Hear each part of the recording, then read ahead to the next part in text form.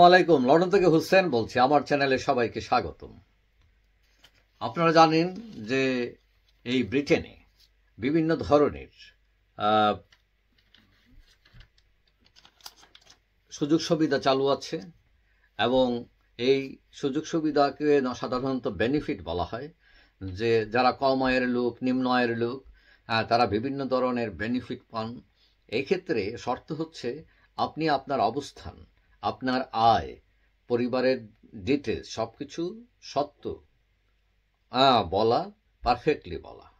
এখন দেখা যায় সমাজের বিভিন্ন অংশ, বিভিন্ন মানুষ মিথ্যা তথ্য দিয়ে বিভিন্ন ধরনের জালিয়াতি করেন, বেনিফিট জালিয়াতি। এবং একটা রিপোর্ট বেরিয়েছে, এই বেনিফিট জালিয়াতির কারণে সরকার গেল বছর 7.3 বিলিয়ন পাউন্ড বেশি দিতে হয়েছে সরকারকে, যেটা জালিয়াতি হয়েছে। এখন সরকার হয়তো কঠোর অবস্থানে যাবে, যে যারা এইসব জালিয়াতি করছেন তাদের কিভাবে শাস্তির আওতায় আনা যায় এবং এই জালিয়াতির অর্থ ফেরত নেওয়া যায়। এখন এই জালিয়াতি কিভাবে ধরবে, এটারও কতগুলো কৌশল আছে। সরকার সাধারণত যেসব বিষয়ে গুরুত্ব দেয় জালিয়াতি ধরার জন্য, তার এক নম্বর হচ্ছে ব্যাংক অ্যাকাউন্ট। তার ব্যাংক অ্যাকাউন্ট চেক করা, তার আয়ের সাথে তার ব্যয়ের, বা এখানে কোনো কালো টাকা আছে কিনা, ট্যাক্স ছাড়া কোনো টাকা আছে কিনা, বিভিন্ন বিষয় তারা এখানে ইনকোয়ারি করতে পারে। এবং এটা দিয়ে তারা অনেক সময় বুঝতে পারে যে আপনার যে দেওয়া বক্তব্য, স্টেটমেন্ট, আপনি যে বেনিফিট নিচ্ছেন এটা সত্য বলে নিচ্ছেন কিনা, এখানে কোনো জালিয়াতি আছে কিনা। 2 নম্বর হচ্ছে ইদানিং সোশ্যাল মিডিয়া তারা ফলো করছে, ফেসবুক, টুইটার, বিভিন্ন কিছু। আপনি কি করছেন না করছেন, আপনার দৈনন্দিন জীবন ইত্যাদি এই সোশ্যাল মিডিয়ায় অনেক সময় প্রতিফলিত হয়। সুতরাং এই সোশ্যাল মিডিয়ার মাধ্যমেও তারা জালিয়াতদের ক্যাচ করতে পারবে। তারপরে অনেকে আছেন বিদেশ সফর যান, দেখা গেল তার কোনো আয় নাই, অর্থাৎ তার আয়ের সাথে ব্যয়ের সঙ্গতি নাই, তিনি বিদেশ ঘুরে বেড়াচ্ছেন। তাহলে প্রশ্ন দেখা দেয় উনি এত টাকা কোথায় পেলেন।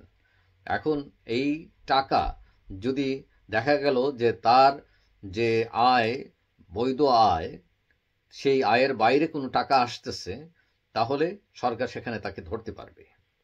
তারপরে কর্মক্ষেত্র, এই কর্মক্ষেত্রে অনেক সময় সরকার তল্লাশি চালায়। ধরেন আপনি বললেন যে আপনি 20 ঘন্টা কাজ করেন, দেখা গেল আপনি 40 ঘন্টা কাজ করেন।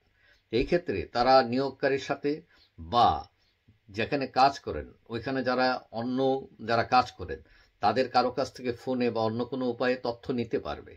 এবং নিলে যদি প্রমাণিত হয় যে আপনি আসলে ভুল তথ্য দিয়ে, মিথ্যা তথ্য দিয়ে প্রতারণা করে বেনিফিট বেশি সুবিধা নিয়েছেন, তাহলে এক্ষেত্রে সরকার আপনার বিরুদ্ধে ব্যবস্থা গ্রহণ করতে পারে। তারপরে অনেকে হাউজিং বেনিফিট নিতে গিয়েও বিভিন্ন ধরনের প্রতারণা করেন। দেখা গেল যে ওনার যে বাড়ি সব বেনিফিট নিচ্ছেন, কিন্তু সেখানে উনি আবার দেখা যায় সাবলেট দিয়ে দিচ্ছেন সরকারের সাথে গোপন করে, তথ্য না দিয়ে। এরকম বিভিন্ন ধরনের জালিয়াতি করে মানুষ টাকা নিচ্ছে সরকারের কাছ থেকে, বেনিফিট নিচ্ছে। তো এই বিষয়গুলো সরকার চাইলে এইভাবে বিভিন্নভাবে তারা বের করতে পারে। এখন কথা হচ্ছে, নিয়ম হলো যে আপনি যখন বেনিফিট নেন, বেনিফিট কিন্তু মানুষের অধিকার, এটা নেওয়া কোনো পাপ না বা অন্যায় না। কিন্তু কথা হলো আপনি ভুল তথ্য দিবেন না, মিথ্যা তথ্য দিয়ে বেনিফিট নেবেন না। এবং আপনার যদি কোনো পারিপার্শ্বিক অবস্থা যদি পরিবর্তন হয়, সেটা তাদেরকে জানানো সাথে সাথে। যাই হোক, সবাই ভালো থাকবেন। আর যারা আমার চ্যানেল সাবস্ক্রাইব করেন না, ইচ্ছে করলে করতে পারেন, তাহলে পরবর্তী ভিডিও আপনার কাছে অটোমেটিক চলে যাবে। সবাই ভালো থাকবেন। আল্লাহ হাফিজ।